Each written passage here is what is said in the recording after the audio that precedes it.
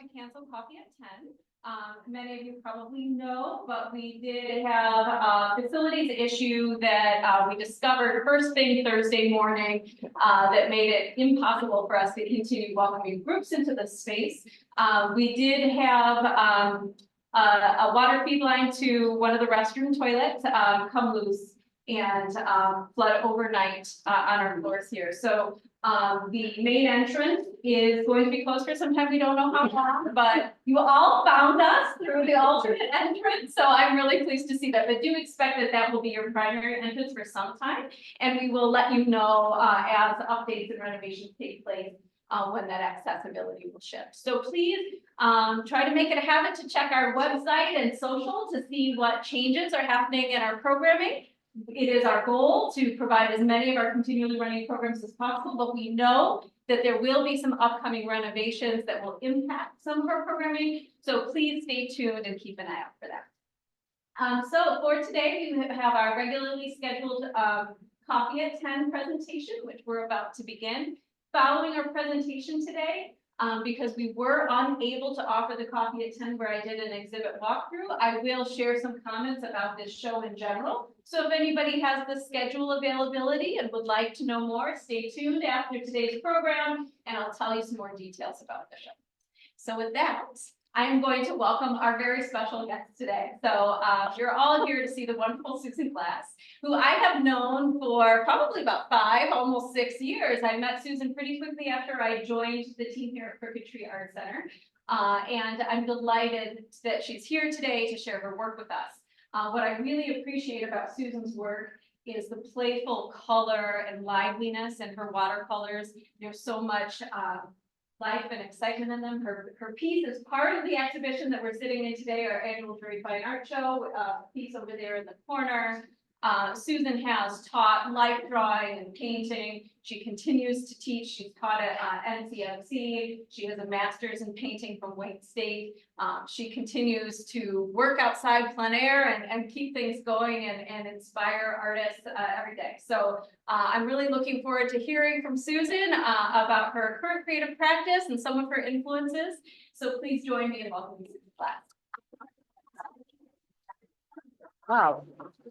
Thank you so much, Liz, and all of the team here. Alyssa and Bobby, and Corinna back there. All of you have been so helpful, and especially this week because it's been kind of crazy around here. So it was on, it was off, it was on. So here we are, and I cannot thank you all for attending. I have friends, old and new, and patrons, and quite a few students. So I am thrilled to see you all. Thank you so much. It's a little bit too big, this picture, so I'm gonna move right along. So the picture on the right, I think you will notice, is the same as in the corner. So that is my piece in the show, which is one of the reasons I'm invited to speak. And would you recognize the artist on the left? Any thoughts? Well, do you see any similarity or difference between the one on the right and the left? Well, I'll give you a quick hint. It's my work as well. And this piece I probably did more than 30 years ago, I'm thinking. I was painting at an art center in suburban Detroit. And I took as many watercolor classes as I could, which was 1 a week for many years. And I had initially started watercolor at with Richard Jersey in Detroit at Center for Creative Studies. I took 1 little class, and then I was raising my family in the suburbs and could only do 1 very much like classes taught here. So I had a really interesting teacher. She was a woman. She was kind of dramatic and very creative, Pat Dorsey, who came to our watercolor class with all these costumes, wonderful costumes from all over the world. And she would almost perform and have us paint, which is very unusual for a watercolor class, you know. And so this I did probably, there might have been music going. I can't really remember it. I mean, a friend just sent me this image because I had totally forgotten this painting. I really like it. I'm kind of excited, but then I put it next to the carrots and I was just shocked to see how similar the composition is 30 years on. So you can see that the hand and the carrots are in sort of a similar place. And I think there's a lot of the same energy, almost a circular harmony that I'm trying to look for. I think you will notice on the left, I'm using a great big brush. You can probably tell that even if you're not painting. So I saw this quote by Joan Quick-to-See Smith, who was a Native American artist currently having a show at the Whitney. And I don't know much about her work, but I really related to this comment. In this long journey, it's step by step, hand over hand, something like climbing a rope. And for all of you who are painters, you do very slowly inch up. And once you get to one secure handhold, oh boy, I really nailed that color. Then you see about the other color next to it that you don't get. It's a slow progress. But you know, you just keep going because you want to get to the top or the bottom, whatever. So I wanted to, at the outset, also thank Crooked Tree for all these wonderful exhibition opportunities, because I feel so strongly, if you're a painter, you just need to see your work on the wall. You want to share, you want to connect to the audience. I mean, that's one reason you're painting. It's not just for you. And so to be able to be in a big show, you see how your work looks with other people, you have other people see what interests you. And so they've, over the many years, Liz and I have known each other for 5 years, but I've been connected to Crooked Tree for many years. I think I've lived in Northern Michigan permanently for 25 years. So even before that, I was here in the summer. So I had, I've been involved for many years, which I will show you. So moving right along, does anybody have any comments or questions? I guess I was going to ask, what do you see in these pieces? It's interesting, there's more negative space. Yes. And a lot of your work, a little bit there, a lot of your work is just luscious and flowing together. Yeah. And so it's interesting that picture plane has changed. Yes. So Dottie's mentioning the negative space. And to me, that's one of the key things you have to understand as an artist, that what's not there is just as important as the mark you're making. The more recent work, I did carefully leave a few shapes. But they're both dynamic. Well, thank you. Yes, that's what I'm looking for. That's what I'm interested in. So the negative space is important, the energy, some boldness. And so that's the expressive quality of being able to paint with your hand. Moving right along. So I apologize, some of my images are a little pixelated, but I think you can see. Do you recognize David Hockney? So David Hockney is one of my all-time favorites. And I also love this quote. He's famous for having researched, and I think if there's a movie about his looking at Vermeer's work. He's a Renaissance, Dutch Renaissance, very photographic really in his detail. And Hockney discovered that he most likely used an early form of a camera to project his images, a camera oscura. So he was very interested in that effort to reproduce 3 dimensions on a flat surface, which is what the Renaissance painters did. And now here he is in the 21st century saying, finally realizing that 200 years ago, Constable would have thought the optical project was something to aim for. So the optical project being photographic reality. I know, no, it is not. So stand in the landscape you love, try and depict your feelings of space, and forget photographic vision, which is distracting us too much from the physical world. So I really relate to that. I'm a plein air painter. I think it's very important to be there in the moment. And David Hockney in his 80s was painting this in England. I think it's somewhat related to our landscape around here. Aside from the pixels, do you notice anything else about it that's a little unusual? As a landscape or a traditional landscape. Constable, by the way, is a very well-known English landscape painter whose beautiful, lush landscapes were somewhat photographic. I think the colors, maybe Yeah, the colors are a little surreal, maybe. yeah. Now, who would have thought that there'd be all that pink in the earth, you know? So he's pushing the color. If you see it carefully, the tree trunks are like turquoise and purple. Yeah, that too. Yeah. Sometimes get that lighted out after the lighting, you know, with that warm, but not quite that.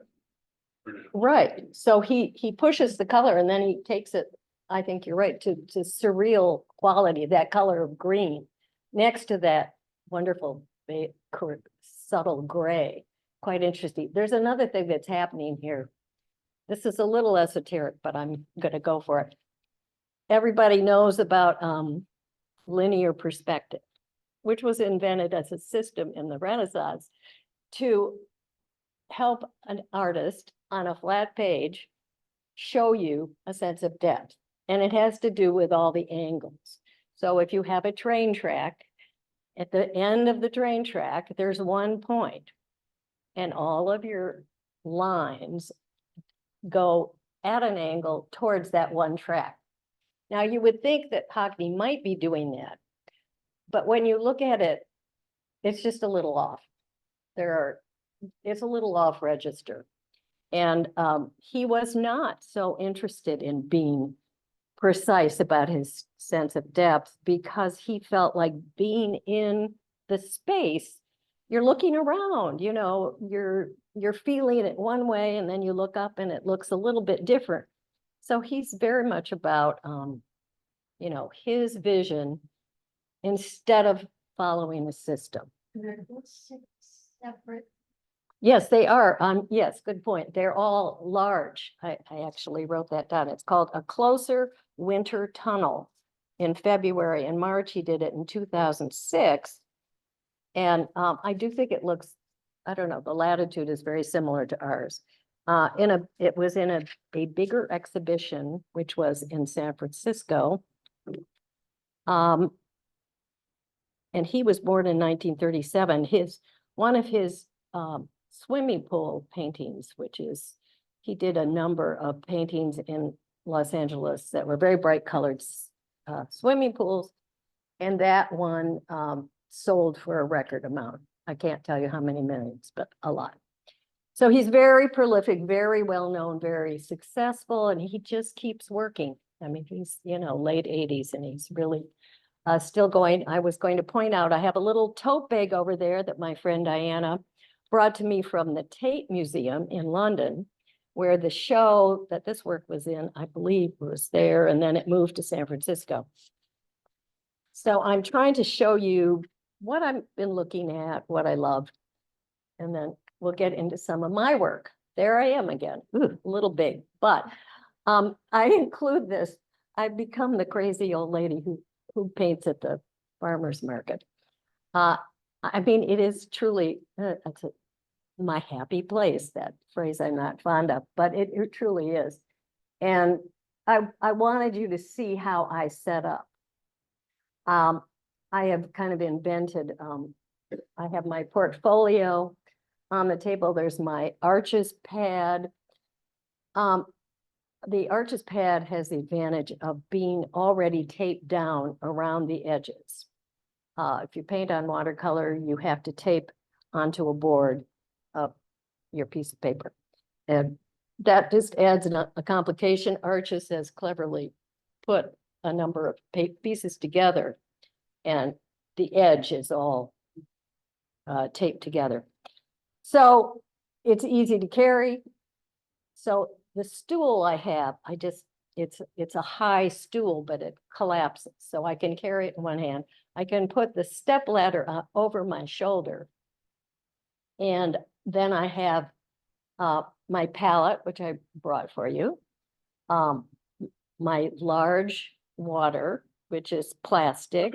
Another advantage of buying Costco nuts. And of course, my bag with my paints. I don't have any paints here. I use Winsor Newton professional quality watercolor paints mostly. And you can actually buy them in the right here in the gallery. Can you believe it? They're selling art supplies. So that's very exciting. They're tubes, and I squeeze a little into each of the wells. I did clean my palette. That's about as clean as it's ever going to get. You know, the watercolor, when it's dry, all you have to do is add water in it. You can keep using it, I mean, for months. So this palette has the advantage of having a cover. So when you put the top on, you know, you can carry it.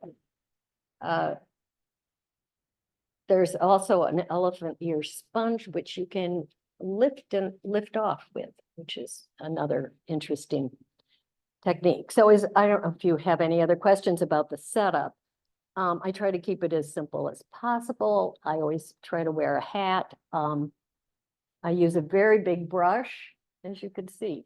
And on the other side is another painting inspired by the same farmers. So I really love the farmers market. Phil Deloria and his wife, Abby Deloria, who's a wonderful weaver. They grow vegetables at Fiddlehead Farm in Pelston, and they come to the Harbor Springs Farmers Market. And this was done another year than that, but very similar, carrots and chard. And I actually, you know, station myself somewhere to be out of the way, but able to see the carrots. And then somebody comes along and buys the bunch I'm painting. So then I have to wing it. So everything is not, you know, I kind of like that. So one of the things I really love about painting is the surprise, you know, oh, wow, I didn't see that at first. And now so that's, you know, maybe not the best painting in the world, but I'm going to show you a lot of farmers market paintings. I'm sorry about the pics. Very early one I did on the left, and the one on the right, that is my muse, Carrie Bianchi. If any of you know her, she's the pasta lady, Black Barn Farm. I went to the market for a crooked tree paint out. So thanking Crooked Tree for that, I thought it was the day of the market. I went, and Carrie had this fabulous still life display. I mean, she just does a wonderful job. And she was growing vegetables on what was originally 2-acre farm. And at the time, her daughter was a dancer in high school. Well, fast forward now, her daughter, Hannah Bianchi, runs the Harbor Springs Farmers Market, and she's still a dancer, but she teaches here at Crooked Tree. She's extremely accomplished and wonderful. So great family, the Bianchis, and inspiration for many years. I believe this is theirs, or that could be Pond Hill, that used to come to the market with lots of flowers. And so I've always really enjoyed that. This is an early piece, which I put in here because I think it was in a Juried Fine Arts show many years ago. And then on the right, just another, you know, sometimes I open up and see the whole picture, or try to see the whole picture. And on the left, you'll see eventually somebody noticed and put me on the cover of it was Kathy Bragner. I should thank her for doing that. And you know, it was just what I'm trying to convey is the sense, the feel of being there. And another, I believe this was Carrie Bianchi's amazing display from many years ago. So, Susan, yes, I have a question. questions, yes. Okay, so the thing I noticed,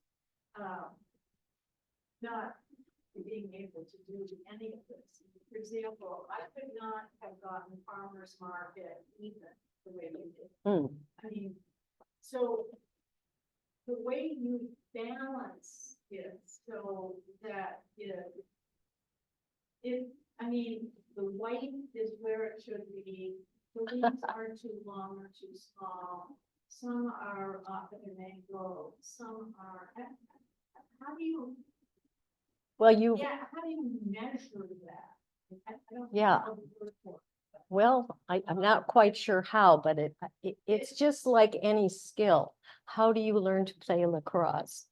You work at it, you know, you catch a lot of balls. So that's part of it. And I will say, my second watercolor teacher, Louise Nobili, she said, oh, don't use a pencil, just use your brush. So I took it to heart, and I almost never use a pencil first. Classic watercolor, you do a little drawing, and many people draw. What I don't want to do is draw an outline and then fill it in like a coloring book. Although my painting might look like that, that's not the way I paint. I go from the inside out. So I am looking at a piece of paper and an arrangement of shapes, and I just go with what I love. I say, oh, isn't that great? I've got to get that pink flower down. So I try to look at it as carefully as I can, and I'm always trying to make my brush make the shape of the petal, make the shape of the box, whatever it is. And some of it's just experience, and some of it's very sort of intuitive. So Mhm. you have a visual in your No, No. no, no. So, like that picture for the flowers, Mhm. it's just the right size for the flowers and a basket. with its potatoes. Well, one of the things you can do as an artist is if you get the picture, you know, if you're going in with a big black mark to make a picture, you have to be somewhat, you know, convinced that that's it. Say you do it and it's not right, then you adjust everything around it to make it seem like it might be right. You can, you know, you have some flexibility. So I usually just work all over the paper at once, trying to get as much down as I can. Yes. Just an add, also you have the conscientious of looking at other people's work. The more you look at everything. that's Absolutely. It adds to your reservoir, Absolutely. you know, like the shadowing, the tree. Yeah. it's, you know, it's light where the sun is sitting, but you'll see that there. Yeah. There, so I think the more you really look at it. you know, Yeah, helps you. Absolutely. You should have all the references. well, I hope that, yes, I think everybody should look more at art. And I'm very much of I guess, an academic in that I learned art history very early, and I've gone to museums, you know, from an early point in my life. And even though it's good to look at the greats. I mean, yes, Is it, for example, in Visitor's Guide, what do you start with? Start with the foreground, you start with the church? I mean, I think it's so charming and you capture Well- the whole feel of the market and the town. I mean, it's fabulous. well, thank you. That was a popular piece, but I think with that one, I started with the church. I've done a number with with the church. I'm getting so I've got it done. I've actually decided not to do the church anymore. I've kind of made my I made that decision. But so say I do the church, and then I notice the shapes of the tent. So I'm looking at shapes. You'll see there are lots of triangles on that. That's kind of a good composition, actually. So the shape of the church, and then the tents, and these V shapes. So then I need something to counterbalance it. So maybe I do the horizontal line underneath the tens. And then I see this little boy, so I try to get him really quick before he runs away. And so I'm kind of working all over, just filling in the page. So there's always, it's a composition on a piece of paper. And so I do that. And I'm always kind of more interested in the flat composition than I am in really showing you the depth of the scene. Although I'm standing in space, I want to give you a feel for it, but that's not my primary concern. So, okay, moving right along. So I've always been influenced by the great artist, Emil Nold on the left was one of my very first loves. You will see he does a lot of these very watery, huge, bright. He used a lot of pigment. So I've always aspired to be like him. You can see that some of the water shifts together and creates these surprises. That's the other thing I love. So you can see a little wash of orange that's kind of falling into the green. And so that's something I aspire to. On the right, I forgot to bring the book, but I have that book because I didn't get to the show, but I think it's just over at the Metropolitan. And I was kind of thrilled to see that they did this show of Matisse and Derain, and the art movement that they were labeled with was Les Fauves, which is the wild beasts. And they were working in, well, it was 1905, I think. And this particular show is about, they're working at Coulivore in France. They went to the seaside port and they just started pushing the envelope. It was after Impressionism, where everybody was using little points and dots. And Matisse said Fauvism overthrew the tyranny of divisionism.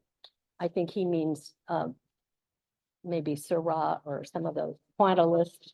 One can't live in a household that is too well kept.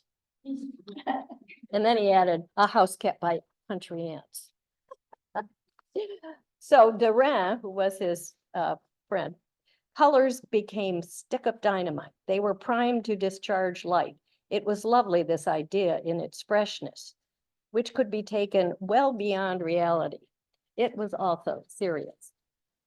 So Matisse on the left, Derain on the right. Very prolific period. Matisse was mostly doing a lot of watercolor sketches. So, I mean, I just love his work. Would love to paint like him. That's in the back of my head. When you say, this is what I've been looking at, this is what I care about. So my other favorite, does anybody recognize these? Yeah, Georgia O'Keeffe. So she painted these in her youth.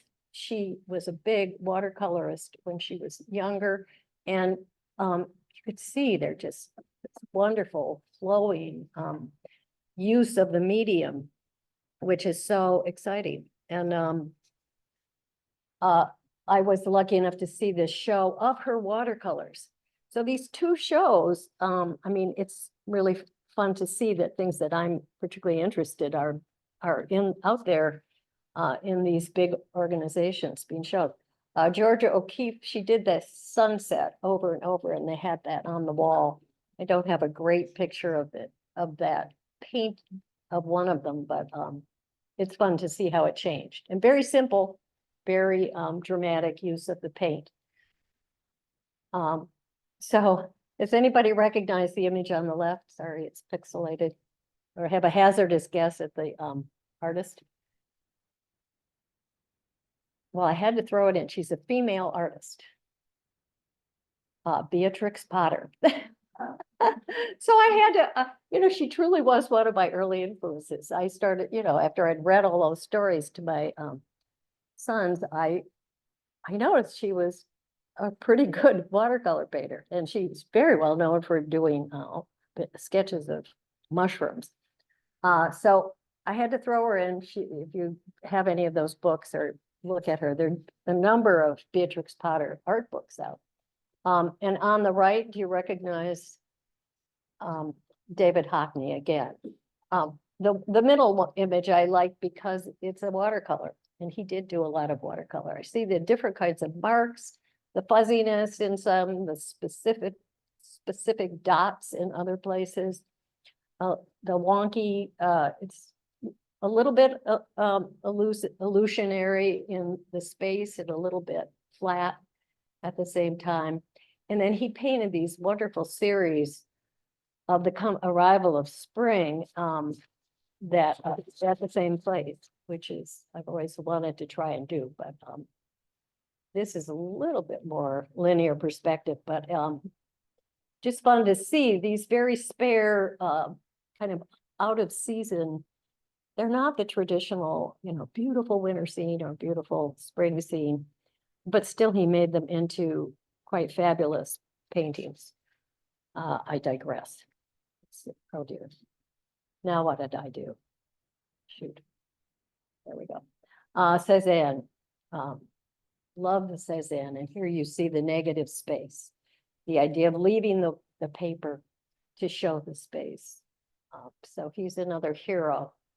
And I also had the good fortune of seeing his watercolor show, which was just a couple of years ago at the Museum of Modern Art. So look at good art and hopefully it rubs off. Now I decided that I had to do something more serious. And these are my professors. So I paid them tribute. They're both gone, sadly, but I decided I needed to go and get a credential, do something to, how to be a real artist. So Robert Wilbert on the right was my advisor. That's his self-portrait, very much of a classicist. You could see his work below him, very geometric composition, a little weird, but those colors, and pretty much a chauvinist. And then Peter Williams, who died not too long ago. I love his watercolor of the Leaping Man. And he got very political and quite successful before he died. Great sense of humor. And in his class, we would just talk about everybody's art for hours. It was so much fun. I mean, it was like critiquing. So I think that's where I learned to critique. I do feel like I can look at other people's work now and assess it pretty well. So I wanted to give them a shout out, feeling I had to go to a university and get out of the art center in the suburbs. Well, which I loved, and it was great. I'm not 100% sure. It was, oh, I have to add that when I first went to school, my advisor told me, if you want to be an artist, you have to learn something else first. Well, he was in the School of Literature, Science, and the Arts at University of Michigan, so I majored in English, not really realizing that the art school was entirely separate. So of course he would tell me. But anyway, I took a few art classes, but I stayed with English. So one of the things I did when I was there, these are early works from school. On the right, I show you this because of the black outline, which I started very early. I did a lot of figures, and the one on the left, the colors relate more to Wilbert and his way of seeing things. He was very much wanting you to paint the way he paints, less so Peter Williams. So to me, it was always the challenge. How do you paint like yourself? That's what you want to do. And so I ultimately, at that time, those weren't the only guys in the art department. There were 7 or 8 men, 1 woman. And, if you're going to be an artist, you got to be a gutsy guy. That was sort of the prevailing feeling. The Guerrilla Girls were talking about how, women were never displayed. You couldn't get to have your work on the walls until you were 80. Better late than never is what I say. But you know, it's Linda Nochlin wrote a very famous essay called "Why Are There No Great Women Artists?" And I was struck, oh yes, because so many people's idea of the artist was the genius Picasso. And there certainly are people like that, but there are also a lot of people who just work at it, who have an inclination, have a little talent, who work and get somewhere. And some of them are women. So a lot of times it depends on who's doing the critiquing. And so I did write my master's essay on feminism and postmodernism. And I learned a lot from the art historian Michael Plein, who taught me about the difference in the female way of painting, perhaps, and the way of looking at things. So I'm extremely gratified, fast forward all these years later, to see the work in this show. It was curated by a woman, and a lot of the materials are more traditionally associated with women. So there's an embroidery piece back here. There's the winner of this. I don't know if there should be, you know, competition, but it does stimulate the artist. These two pieces are felted and sewn, and it's a collaborative process, which, you know, I hate to be too gender specific, except that was the gist of my essay, which posited that the AIDS quilt was a very a confluence of postmodernism and feminism, that the collaborative nature of the quilts together was going to be important. And here we are today, and it is important. So moving right along, oh, before I left, I was invited to be on the committee to choose a new faculty member, which was my biggest coup. And I was able to get a woman on the faculty. At the time, she was, she's a Russian, Irina Nakova. And I just Googled her to see what she was doing. She's showing in Russia and all over. She's quite well known. But so I was happy to do that. So then I moved along to a studio in downtown Detroit, which was called the Brooklyn Building. Nice name. It was an artist space. On the left is an actual piece of the window of the building. So you get kind of a sense of it, you know, old cast iron factory, fabulous space. And I shared that with Mary Stevenson, who had been a curator at the DIA and was was a wonderful friend and very helpful.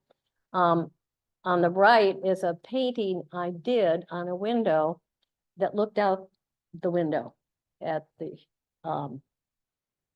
that was my view from the top of the space in the studio.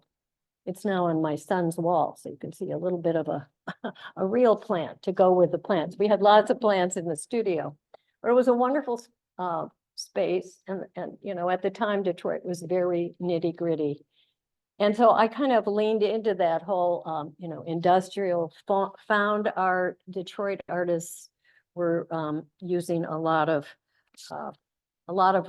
materials that were found in industrial. So I leaned into that and did windows for quite a while, partly because I liked putting the oil on the glass. I loved the way that worked. I liked the way it was separated, kind of like quilts that you could look at, squares. I liked it put people into the scene. So there's one, ooh, really big, that I did on site in plein air with the window. So let's see, and there are a couple more. On the right was in a show called The Secret Spaces of Childhood. My friend Liz Goodnow curated an entire symposium about early childhood spaces, kind of to encourage environmental. And I mention it because I later brought the idea here to Crooked Tree. Some of you remember that we did do a show here called The Secret Spaces of Childhood with a number of local artists, and it was quite wonderful. So then at a certain point, the windows get heavy. These are two early oils. I wanted to show you, I did work on canvas. The one on the left was in a plein air show at Crooked Tree. And that's my Crooked Tree in the plein air show.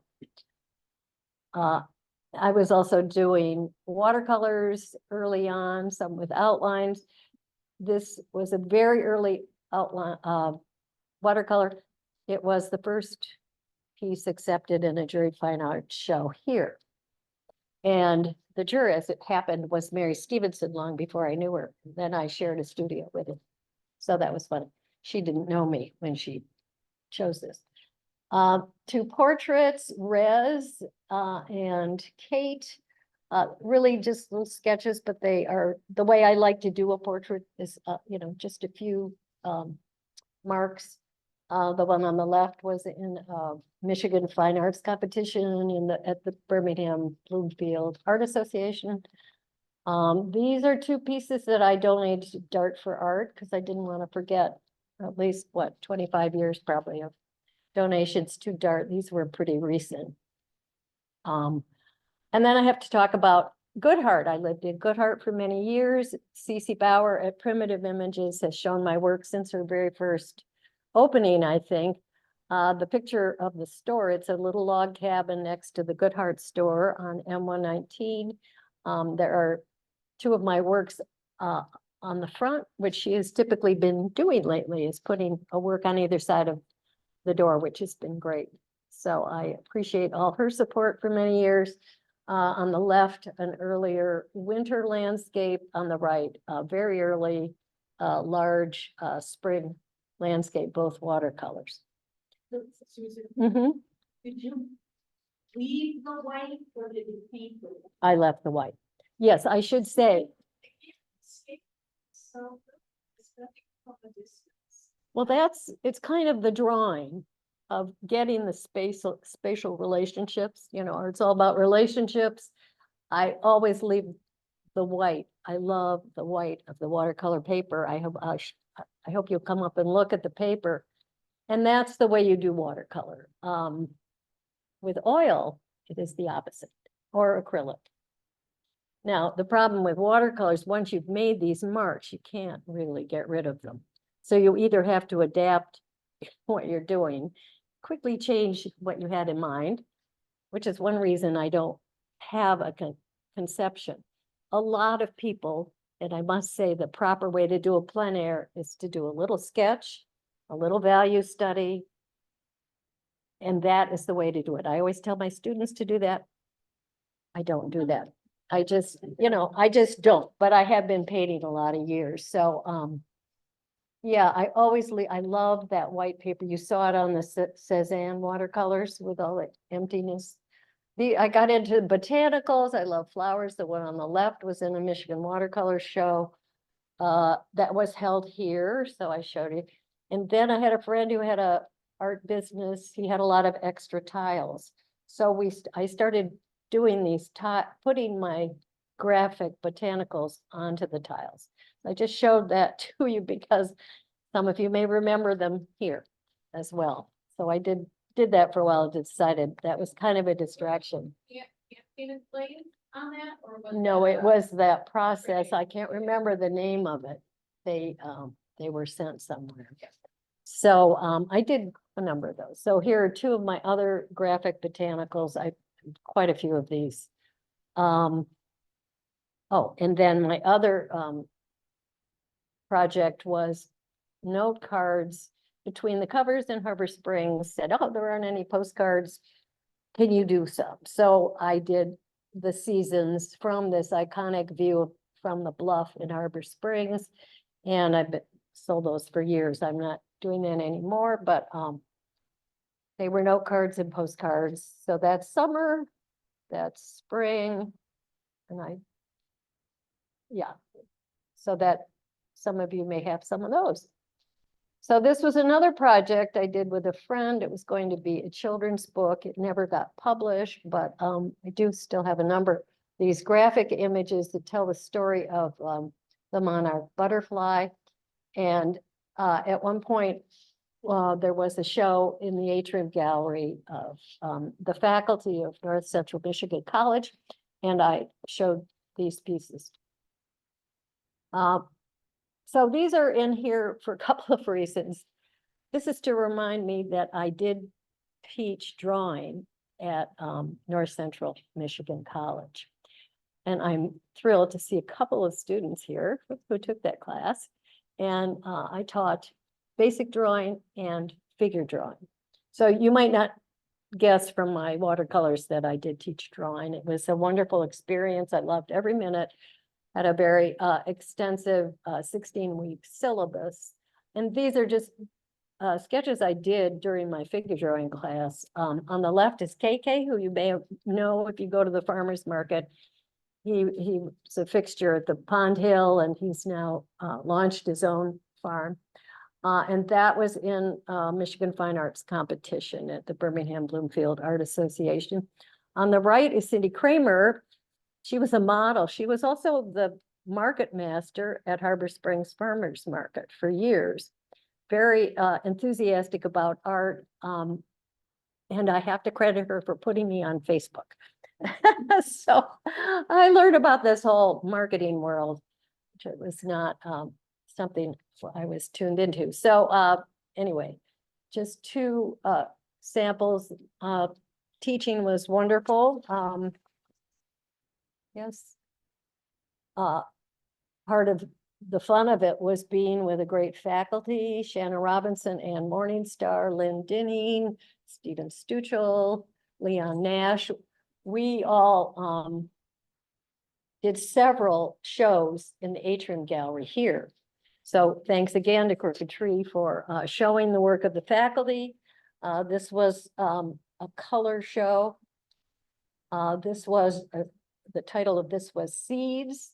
You may recognize milkweed pods scattering, and I was interested and still continue to be interested in leaving the white paper or using deep blue indigo, really. So positive, negative. So that was really fun. And this is unusual for me in that I zoomed in on some little things, and I really enjoyed doing that. Then I moved upstairs. Liz, thank you. She got me to the local color, which was in this right front hall. I got to be in the front hall. The only downside of this, as I remember, it was just as COVID hit. So I'm not sure anybody saw it, but it was a great little show. And and then further, I got to be in a show at the other end of COVID, which was in Traverse City. Great group of artists. I was honored to be chosen, grateful. So I also loved this, the way it was characterized. Passionate reality. We have the power to choose the way we see the world through the imaginative colors and bold brushstrokes of 6 Northern Michigan artists. Passionate reality, life in full color, presents a world that is full of life, energy, vibrancy, and passion.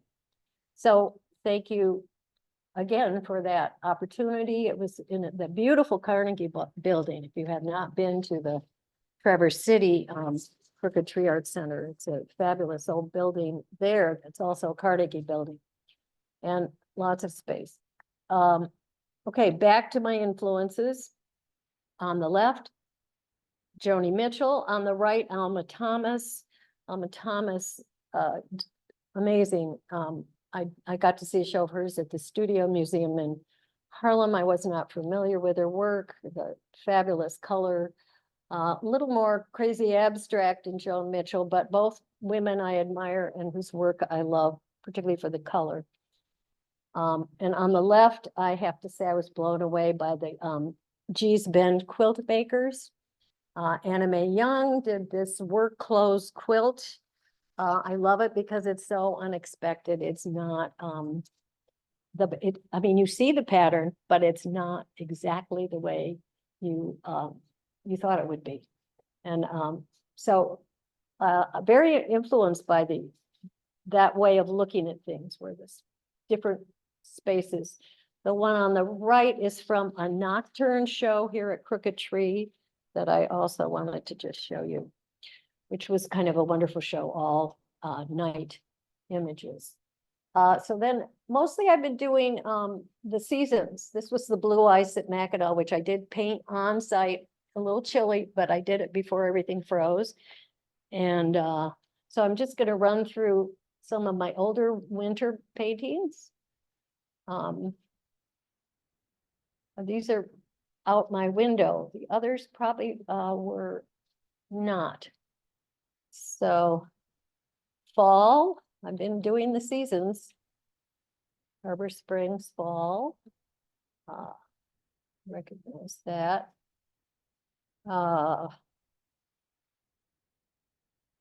Tunnel of trees on the right.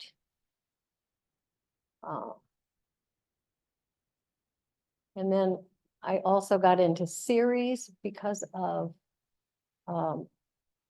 Hockney, really, where I would run out. You see the winter, that might have been done from the same point of view, more or less. And I would run out and paint in the back of my car, you know. But I could only just do a little at a time. So then I go back the next day. So I also did the same thing with the wildflowers in the spring. So reading from the top left, the time frame, just watching the way the woods changed was just a fun exercise. And this one I did, you could see it without the matting. This one started April 25th and ran through October from the same site at different moments. On the right, Spring Welcome. This was just a show in Glen Arbor that I had that painting. The plein air, all of these works done right on site. This is my summertime. I love Lavender Farm. I did a number there. Different sites where I have a group in the summer. So anybody who wants to join us, let me know, take my card and email me or call. We have a great group that goes out all over the place and we paint, and you can come once or every time. Wonderful painters. I particularly want to shout out the older women painters. I have two students who have sadly died, but they were painting well into their 90s. Sue Schultz, who was in Good Hart, and then Alice Barkhausen, who I taught privately for many years. She had been an art student, but then life took over, and she had a stroke, and her husband said, "Come and paint with her." Well, she did wonderful work, and now her kids have her paintings. I've had them come up and say, "Oh, thank you so much. We love her work." So that's the other side of it. You know, you keep going, and you know your family has something. Lake Michigan is a favorite subject. Sunflowers in the summer, and then trillium. So I'm going backwards to spring. I'm kind of become known for doing a lot of trillium. Jack at the Pulpit.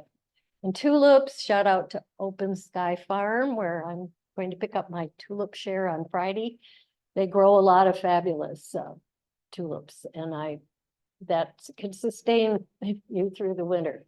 So I did a lot of bouquets in jars, and then I kind of said, oh, maybe I don't need the jar. So most recently, I've been doing these very simplified, kind of traditional botanicals. And I loved this quote, Phil Oakes. I was a singer originally. I was into music, got through college with my guitar. So Phil Oakes was a folk singer. He says, but in such an ugly time, the best protest is beauty. So I'm coming down hard, inspired by beautiful flowers, and I want to paint them to show to people. And this is back at the market. The flower sellers, Ashley, Open Sky Farm, Maria up in Cross Village, Village Grown. This is Pond Hill on the right, Amelia's Acres Bouquets on the right. I'm sorry, Pond Hill on the left, Amelia's Acres on the right. I did paint this just in the flower beds at Pond Hill, crazy. But so fun to paint. And then here I am, the end, back to vegetables. So this painting is actually currently at the Crooked Tree Art Center in Traverse City in the Guild member show. And there are 3 pieces there. Guild members pay $100 to support the art center, but they get to be in this show every year. And it's quite I've seen it online. You can access it online through the website, and it's a great show. And it's there for another couple of weeks, I believe. It's there for a week. Is this the last week? Next Saturday. Okay, so it's there through the 16th. Yeah, yeah, yeah, delighted to have that opportunity again. Thank you, Crooked Tree. So any questions?